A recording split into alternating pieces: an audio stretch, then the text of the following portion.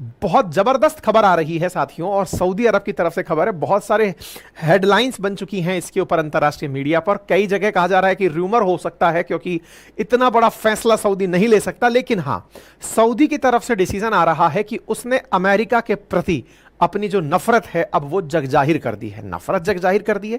Sir, Saudi और America तो कभी मित्र हुआ करते थे, लेकिन हाल ही में अमेरिका के डॉलर को सऊदी ने बहुत जबरदस्त किक मारी है। इसको एक लाइन में मैं ये कहूं कि पेट्रो डॉलर एग्रीमेंट इन्होंने रद्द कर दिया है। पेट्रो डॉलर एग्रीमेंट क्या था, ये आपको जब आप कंप्लीट सुनेंगे सेशन को तो समझ में आ जाएगा कि ये अमेरिका के लिए कितनी इंसल्टिंग घटना हुई है। लेकिन हां, इस पूरी घटना को विस्तार से सुनने के लिए आपको जियोपॉलिटिक्स का ज्ञान होना आवश्यक है। साथ ही साथ आपको यह पता होना चाहिए कि कभी भी अंतरराष्ट्रीय संबंधों में कोई परमानेंट मित्र नहीं होता और कोई परमानेंट शत्रु नहीं होता। आज की इस पूरी कहानी का सार अंत में आपको यही लगेगा। फिलहाल हेडलाइन पर गौर करिए। Saudi Arabia and 80-year petro dollar deal with US for multi currency sales. Headlines देखिए, सऊदी अरेबिया ने पेट्रो डॉलर डील को कैंसिल कर दिया है अमेरिका के साथ। यह दुनिया भर के अखबारों में खबर बनी हुई है। तो आपके दिमाग में एक सवाल बनने लगेगा कि यह शब्द है पेट्रो डॉलर। पेट्रो डॉलर का मतलब कोई डॉलर का दूसरा प्रकार है क्या ये, जिसको कि इन्होंने कैंसिल कर दिया है? जी नहीं। पेट्रो डॉलर का शाब्दिक अर्थ है कि अगर आप पेट्रोलियम पदार्थ खरीदेंगे तो उसका पेमेंट केवल डॉलर में करेंगे। फिर से सुन लीजिए और इस बात का महत्व समझ लीजिए। आज का सेशन बहुत मायने रखता है, और यहां पर महत्व रखते हुए ये पूरा की पूरा जो पिक्चर आपको मेरे साथ स्क्रीन पर लग रहा हुआ दिख रहा है, इसका बहुत बड़ा मायना है। मैं फिर से बोल रहा हूं, यहां पर सऊदी के जो किंग आपको बिन सलमान दिख रहे हैं, प्रिंस बिन सलमान दिख रहे हैं, इनके पीछे पीठ करके खड़ा होना और इनके साथ हाथ मिलाना और डॉलर का खत्म हो जाना, यह कहानी को समझाने के लिए आज पेट्रो डॉलर समझना पड़ेगा। पेट्रो डॉलर यानी कि पेट्रोलियम गुड्स का पेमेंट डॉलर में करना, पेट्रो डॉलर। ठीक है, अब डॉलर में करना, इसका अर्थ यह समझिए कि इंडिया वाले तेल खरीद रहे हैं सऊदी से। ना तो इंडिया की करेंसी डॉलर है, ना सऊदी की करेंसी डॉलर है, लेकिन सऊदी को इंडिया पेमेंट डॉलर में ही कर रहा है। आपके मन में बहुत बार यह प्रश्न उठा है, आपने मल्टीपल टाइम हमसे इकोनॉमिक्स के सेशंस में, जब भी हम अपने एप्लीकेशन पर सेशंस लेते हैं, उनमें बहुत बड़ा सवाल बच्चों का एक ही होता है, सर $1 इज इक्वल्स टू 83 रुपया क्यों है? कौन ये डिसाइड करता है कि डॉलर के मुकाबले रुपया इतना गिरा रहेगा? कैसे ये पता चलता है कि डॉलर में ही सामान खरीदना है? क्यों हमारी जीडीपी को डॉलर में बताया जाता है? क्यों हमारे फॉरेन रिजर्व को डॉलर में बताया जाता है? क्यों दुनिया में डॉलर क्राइसिस होते ही देश खाली हो जाते हैं?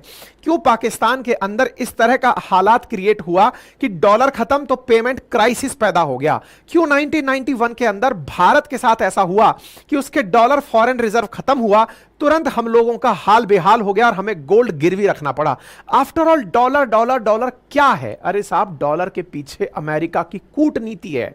उसने दुनिया भर के उन देशों से ऐसे एग्रीमेंट किए हुए थे कि आप लोग अगर दुनिया में पैसे वाले बने रहना चाहते हो तो पेमेंट डॉलर में ही लो। आप विचार करके देखिए कि अमेरिका ने सऊदी को यह समझा रखा था कि आप लोग अपना पैसा अगर किसी से पेमेंट वसूली करें तो केवल डॉलर में करें। अब यह क्या कहानी है, आज के सेशन में विस्तार से हमें आपको बतानी है। यह है पेट्रो डॉलर एग्रीमेंट, जिसकी सुर्खियां बन रही हैं कि 9 जून को रिन्यू होने वाला पेट्रो डॉलर एग्रीमेंट सऊदी ने इस बार रिन्यू नहीं किया है। और रिन्यू नहीं किया है यह उस समय हो रहा है जिस समय दुनिया के देश G7 के अंदर वर्तमान में इटली में मिल रहे हैं। अच्छा, मैं आपको कुछ याद दिलाता हूं। आपको मैंने 2 दिन पहले अंकित इंस्पायर इंडिया पर एक सेशन में बताया था कि G7 बना क्यों था। अगर आपको याद है तो बेहतर है, नहीं याद है तो मैं आपको रिन्यू करा देता हूं, रिवाइज करा देता हूं। अच्छा, आपको पता है G7 का गठन क्यों हुआ था? ग्रुप ऑफ 7 नेशंस क्यों बने थे? कारण क्या था कि इजराइल और गल्फ कंट्रीज के बीच में 1973 में युद्ध हुआ था। इसको क्यों सुनना है, इसके साथ ये कहानी जुड़ी हुई है। 1973 में इजराइल और गल्फ नेशंस के बीच में युद्ध हुआ। इजिप्ट और सीरिया ने मिलकर के इजराइल पर हमला बोल दिया। इजराइल पहली बार नहीं है कि इजराइल हमास आप देख रहे हैं, इजराइल मल्टीपल टाइम इन लोगों से लड़ाई लड़ चुका है। लेकिन 1973 का ये जो वॉर था ये बहुत बड़ा था।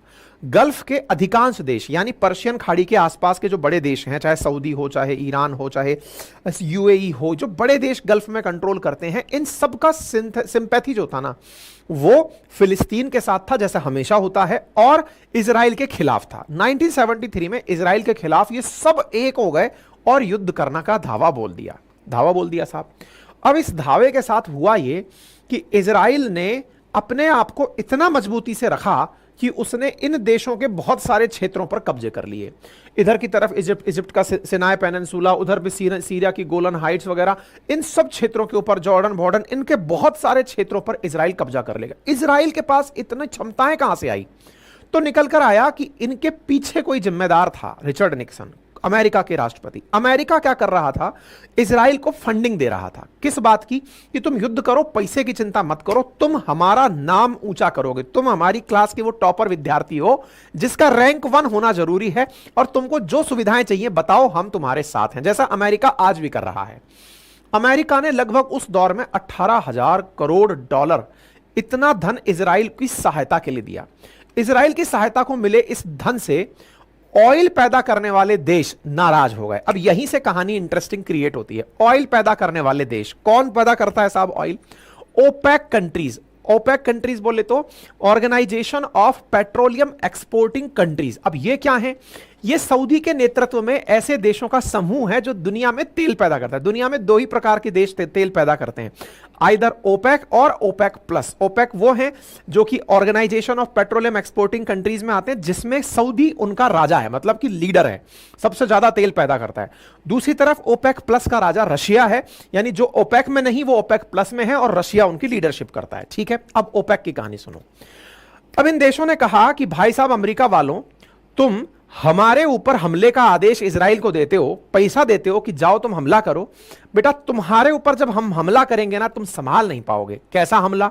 भाई इन लोगों ने ऑयल एम्बार्गो लगा दिया। ऑयल एम्बार्गो क्या होता है? सऊदी के नेतृत्व में जो देश थे, जो ऑयल पैदा करने वाले देश थे, इनने कहा कि इन पैसे वालों की कमर कैसे तोड़नी है ये हमें आता है। बोले कैसे तोड़नी है? बोले अपन लोग ना ऑयल का प्रोडक्शन घटा देते हैं।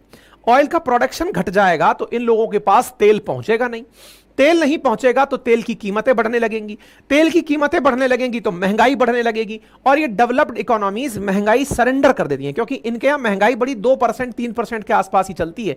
ज्यादा हो गई तो कंट्री फेल मार जाती है, दुनिया प्रोटेस्ट करने सड़क पर आ जाती है। चलो साहब कोई बात नहीं, सऊदी ने आदेश दिया अपने साथ वालों को कि भाई सब लोग तैयार हो जाओ, अपन लोगों को तेल पैदा करने पर रोक लगानी है। तेल पैदा करने पर रोक लगाने का मतलब यह समझो कि इन्होंने तेल प्रोडक्शन पर रोक लगाई, जिससे कि तेल की कीमतों में 300% तक इजाफा हो गया। यानी कि मान लो 60 रुपए डॉलर मिलने वाला तेल अब 180 पहुंच गया। अमेरिका और उसके साथ विकसित राष्ट्रों की हालत खराब हो गई। 1973 का जो ये वॉर था, दुनिया में कितनी महंगाई लेकर आया, इसका अंदाजा आप ये लगाओ कि ये सारे बड़े देश, अमेरिका, कनाडा, फ्रांस और यूके, इटली, जर्मनी, जापान, ये सब भगे। और भाई बचाओ, त्राहिमाम हो गया, तेल नहीं मिल रहा है, क्या करें? तो अमेरिका ने तत्काल प्रभाव से इन सबको इकट्ठा किया और एक संगठन बनाया जिसका नाम बना G7। हालांकि पहले G6 बना था, बाद में कनाडा शामिल हुआ, लेकिन G6 एक प्रकार से G6 प्लस 7 को आप 7 ही समझ के चलिए, प्लस 1 को 7 ही समझ के चलिए। तो G7 कंट्रीज बनी, जिसका उद्देश्य केवल महंगाई से लड़ना था कि कैसे ना कैसे करके ओपेक वालों ने जो तेल उत्पादन बंद किया है ना, उसको रोकना है और उसके खिलाफ एक होना है। बोले इसके खिलाफ एक होकर करेंगे क्या? तो ये जो G7 की मीटिंग चल रही है ना अभी, अगर आपने नोटिस किया हो तो 13 से लेकर 15 जून के बीच में इटली के अंदर पुगलिया में जहां बैठक चल रही है, जहां हमारे मोदी जी भी जाके आए हैं अभी, ये वाली जगह पर जो बैठक चल रही है, असल मायने में G7 हर बार याद दिलाता है कि कैसे ओपेक कंट्रीज ने हमें गिराने की कोशिश की थी और हम एक होकर के उससे बच गए थे। तो उस याद को ताजा करते हैं ये, और याद जब जब ताजा होती है सऊदी अरब के घाव हरे हो जाते हैं।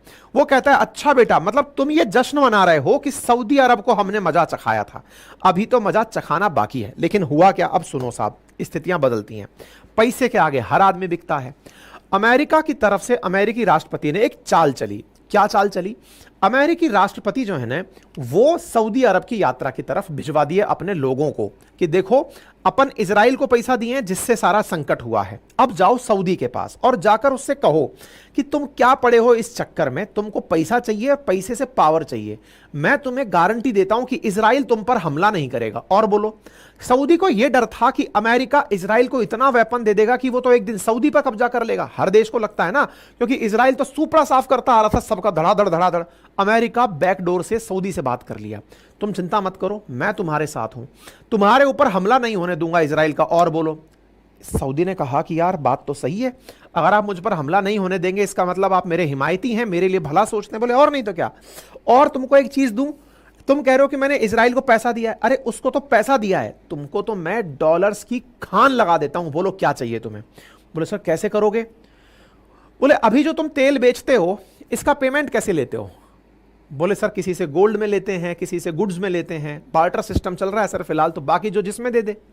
बोले हटाओ सब चीजें, तुम्हें यह तो पता है कि ब्रेटन वुड शिखर सम्मेलन के बाद से हम लोगों ने यह तय कर दिया है कि दुनिया भर के देश डॉलर में पेमेंट लेंगे, तय कर दिया है, डॉलर को यूनिवर्सल करेंसी घोषित कर दिया। Dollar is equals to gold है, मानते हो इस बात को। बोले हाँ सर।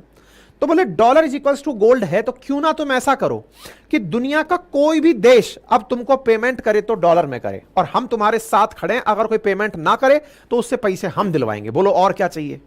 नेकी और पूछ पूछ, सऊदी की बल्ले बल्ले हो गई।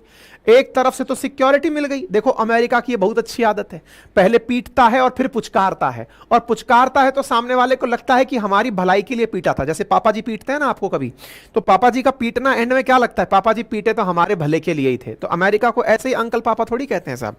ये क्या, जैसे जापान का उदाहरण देख लो आप, जापान को भी ऐसे ही पीटा था, ये सेकेंड वर्ल्ड वॉर में उस पर बम गिराया, लाखों लोग मार दिया, लाखों लोग मारकर जापान से कहता देखो मारे थे हम तुमको क्योंकि तुम बदतमीजी कर रहे थे, लेकिन अब तुम्हें गारंटी दे रहे हैं तुम पर और कोई अब हमला नहीं करेगा। अरे तो भाई तुम गुंडई कर रहे हो, सबसे बड़े गुंडे हो, तुम आकर इसकी पिटाई बना दिए, पिटाई बनाकर कह रहे हो और कोई हमला नहीं करेगा। अब तुम आ गए वो कम है क्या।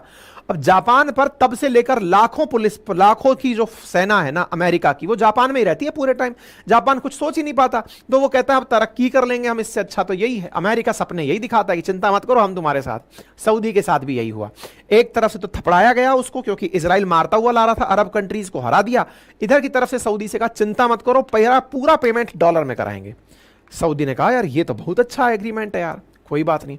आपको जानकर आश्चर्य होगा, तब से लेकर आज तक यही वाला एग्रीमेंट चला आ रहा है जिसे आप पेट्रो डॉलर एग्रीमेंट कहते हैं। मतलब समझे, ओपेक कंट्रीज तेल का जो व्यापार करते हैं वो डॉलर में ही करते हैं, और डॉलर में क्यों करते हैं इसके पीछे सऊदी और अमेरिका का हुआ उस समय का एग्रीमेंट है। हमें उस एग्रीमेंट की कुछ प्रतियां भी मिली थी, हम आपको दिखाना चाहेंगे, लेकर आए हैं हम, क्योंकि कंटेंट तो मैंने अपने तरीके से सुना दिया आपको, लेकिन हाँ ये वो एग्रीमेंट की प्रतियां हैं जिसमें यूएस एंड सऊदी अरेबिया ने प्रॉपर तरीके से ज्वाइंट इकोनॉमिक कॉपरेशन में पेट्रो डॉलर की बात की थी कि हम लोग प्रॉपर तरीके से एक दूसरे के साथ पेट्रो के साथ, पेट्रोलियम गुड्स को डॉलर्स के साथ खरीदेंगे बदेंगे। बात समझ में आ गई, खेला समझ में आ गया। अब क्या कहानी होती है सुनिए साहब, डॉलर मिले, अमेरिका ने देखा कि सऊदी के पास खूब डॉलर इकट्ठा हो गया।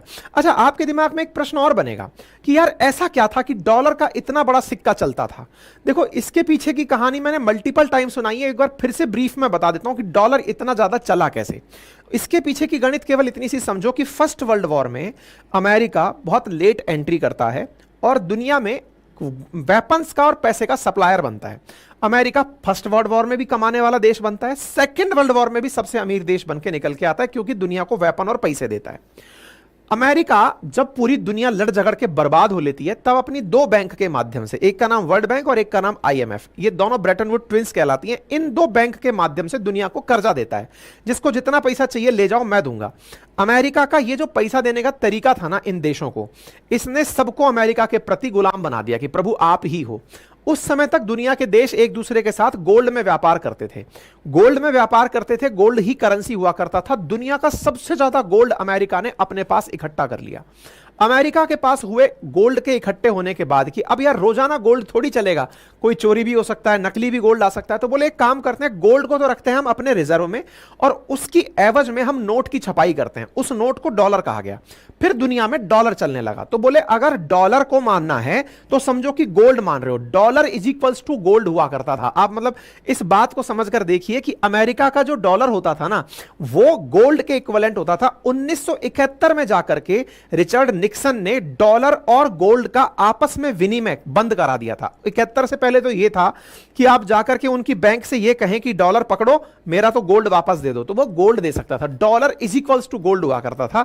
71 में जाकर अमेरिका ने डॉलर और गोल्ड के बीच का कनेक्शन खत्म कर दिया। बोले नहीं, अब हमारी अपनी वैल्यू इतनी है कि हम अपने आराम से गोल्ड को चला सकते हैं, डॉलर को चला सकते हैं। खैर, अमेरिका और इन्होंने एग्रीमेंट किया और इन्हें भर भर के डॉलर मिलने लगे। कोई बात नहीं साहब, बढ़िया एग्रीमेंट हो गया, बढ़िया डॉलर मिलने लगे। अब दिक्कत क्या आती है, अमेरिका ने देखा कि यार हमारा तो जो सारा पैसा है, तेल खरीदते हैं दुनिया वाले इससे, इसको डॉलर मिल रहे हैं, और सऊदी की सुरक्षा की गारंटी अमेरिका ने ले ली। सऊदी तो खूब तेजी से तरक्की करने लग गया, इतनी सी आबादी और जबरदस्त तरक्की, दुनिया की टॉप 10 इकोनॉमीज में आ गया। अमेरिका ने कहा कि यार डॉलर तो इसके पास बहुत इकट्ठे हो जाएंगे, ऐसा तो यह बहुत पावरफुल हो जाएगा। अमेरिका ने इसको पाठ पढ़ाया, बिल्कुल वैसे ही जैसे सरकार अपन को पढ़ाती है। अपन को सरकार कैसे पढ़ाती है कि देखो अकाउंट खुलवाओ, हम आपको सीधा आपके अकाउंट में पैसा भेजेंगे। जनधन अकाउंट खुलवा दिए सरकार ने, जनता के अकाउंट में पैसा आ रहा है, आप और हम बहुत खुश हैं कि देखिए सरकार कितनी अच्छी अकाउंट में पैसा दे दी हमको। अकाउंट में जो पैसा है वो आपके हाथ में जब तक बाहर नहीं आया तब तक वो सरकार का ही है, यूं समझिए। आप कहेंगे क्या बात कर रहे हो? जी हां, आपके अकाउंट में रखा हुआ पैसा फिजिकल गुड्स के रूप में नहीं रखा है, नंबर्स के रूप में रखा हुआ है, जिसको आप समझकर चल रहे हैं वो असल में कहीं ना कहीं जमा है।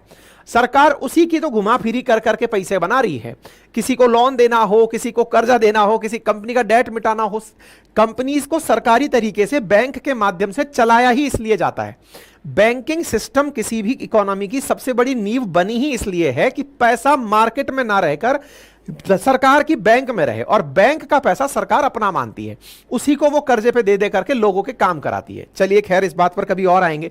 ये जितनी भी बातें आप सुन रहे हैं ना, ये प्रॉपर इकोनॉमिक्स है, कोर इकोनॉमिक्स, और कोर इकोनॉमिक्स के लिए आप लोगों को इकोनॉमिक्स की समझ होना जरूरी है। इसीलिए हमने अपने एप्लीकेशन पर प्रॉपर कोर्सेज डाले हुए हैं, आप जाकर देखें तो जीए फाउंडेशन का कोर्स है, ऐसे ही एनसीईआरटी का कोर्स लॉन्च कर दिया है, केवल 7 दिन एडमिशन ओपन है। उसमें मैं इकोनॉमिक्स वाया एनसीईआरटी आप लोगों को पढ़ाऊंगा, है ना। तो आप अपनी मर्जी से प्रेफरेंस के हिसाब से देख सकते हैं, एप्लीकेशन पर लिंक है। अच्छा, अब लिंक पर एप्लीकेशन है। अच्छा, अब इंटरेस्टिंग कहानी ये आती है कि अमेरिका को लगा यार ये तो पैसा ले जाएगा हमसे, अब क्या करें। तो दिमाग लगाया अमेरिका ने सऊदी से कहा तुम यार इस पैसे का करोगे क्या बाय द वे डॉलर का। बोले सर दुनिया से सामान खरीदेंगे। बोले नहीं नहीं नहीं, तुमको एक चीज सिखाते हैं। बोले हाँ बताओ। तुम इस डॉलर को ना अमेरिका में लगाओ। बोले अमेरिका में लगाएं कैसे। बोले हम ट्रेजरी बिल्स निकालते हैं, तुम अमेरिकी सरकार को अपना कर्जदार बना दो। सऊदी वाले राजा को लगा क्या बात है, मैं मतलब यूं ही राजा नहीं हूं, मैं वाकई में दुनिया का राजा हूं, अमेरिकी सरकार को अपना कर्जदार बना लूं मैं। ये होते हैं ट्रेजरी बिल्स। अब ट्रेजरी बिल्स क्या होते हैं वो समझिए। मान लो किसी सरकार को कर्जा चाहिए, पैसा चाहिए, सरकार क्या करती है, अपने नाम से एक कागज बाहर निकालती है कि हमें इतना पैसे की जरूरत है, इस पैसे को आप हमें दें, हम आपको गारंटी देते हैं कि इतने समय में इतना % इंटरेस्ट के साथ हम पैसा रिटर्न कर देंगे। ठीक है। ट्रेजरी बिल्स की वैल्यू ज्यादा क्यों होती है, इसके पीछे का कारण समझिए।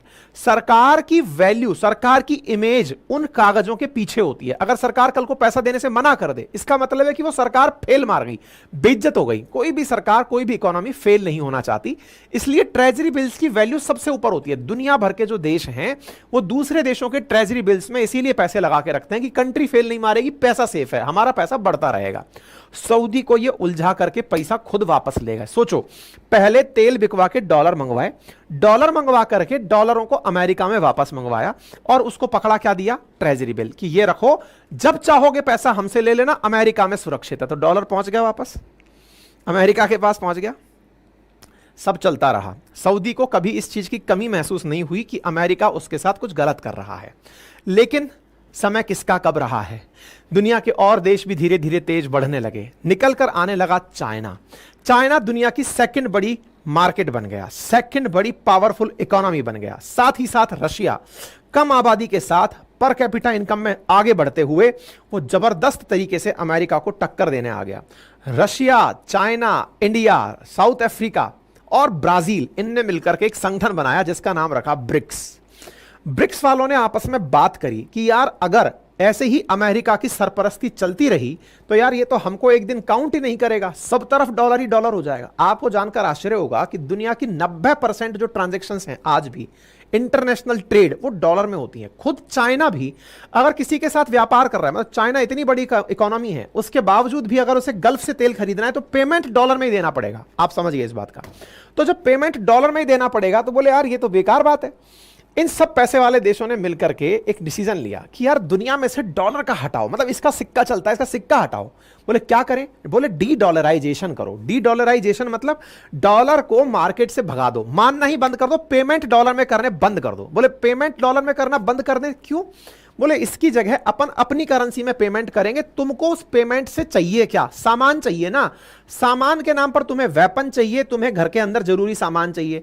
चिंता क्यों कर रहे हो? चाइना ने अपने युआन रेनमिंबी पकड़ा दिए पेमेंट में, अगर तो तुम उनसे जितना चाहो सामान खरीदो। अमेरिका खुद चाइना से सामान खरीदता है, तो सऊदी वालों टेंशन क्या है? तुमको क्यों अल्टीमेटली डॉलर चाहिए जब सामान मैं मेरे करेंसी में तुम्हें देने को तैयार हूं? क्यों चक्कर पड़े हो अमेरिकी डॉलर के? सऊदी को लगा बात तो सही है। जब अमेरिका खुद अपने फोन और अपने इलेक्ट्रॉनिक गैजेट्स, अपनी गाड़ियां, अपने बहुत सारे सामान चाइना में बनवा रहा है, तो चाइना से तो डायरेक्ट मैं पैसा युआन में काम करूं ना, मैं डॉलर के चक्कर में क्यों पड़ा हूं? बोले नंबर एक। नंबर दूसरा, तुम्हें वेपन चाहिए। दुनिया में अमेरिका से भी ज्यादा उन्नत किस्म के वेपन रशिया बनाता है। अमेरिका से ज्यादा उन्नत किस्म के वेपन साइंटिफिकली अगर देखा जाए तो टेक्नोलॉजी में रशिया फार बेटर है अमेरिका से। और ऐसी स्थिति में सोचो ना, कोरोना की पहली वैक्सीन भी वही बना के दिया। लोगों ने मजाक बनाया उसके स्पुतनिक का, लेकिन एक भी फेलियर केस मार्केट में नहीं है स्पुतनिक का। आप सोचकर देखिए, सबसे पहले बनाकर वैक्सीन दे दिया। बोले टेक्नोलॉजी में ये बहुत आगे हैं, तो इनको डॉलर चाहिए ही नहीं। तुम इनके साथ इनकी करेंसी में, रूबल में व्यापार करो। रूबल में नहीं करना है तो चिंता मत करो ना।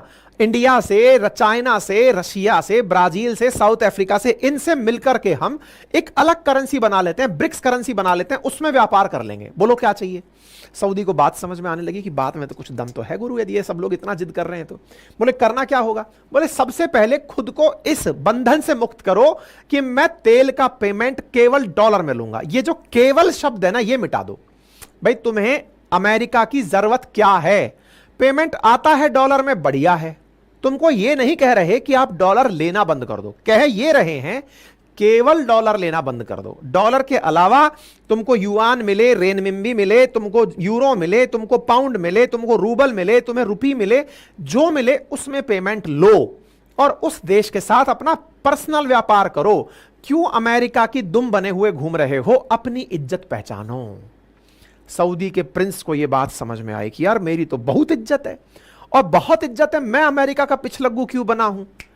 रद्द हो गया पेट्रोकेमिकल एग्रीमेंट। यही सुर्खी बनी हुई है।